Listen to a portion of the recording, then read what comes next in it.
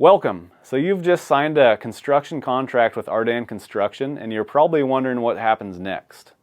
So that's a common question that comes up. You've just given away your hard-earned money to ArDan and you're wondering what the next steps are.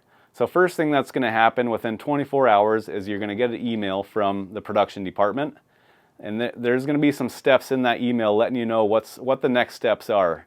There's also going to be an attachment in that email with a form that you would fill out that gives us some more information on how we can work at your home. Where can we go to the bathroom?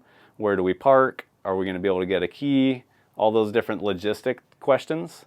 And you're going to start getting communication from your project manager on who the project manager is going to be, who the superintendent's going to be, when we're meeting in the office to review your project, when are some proposed dates that we could meet at your home so production can start taking this project over from sales.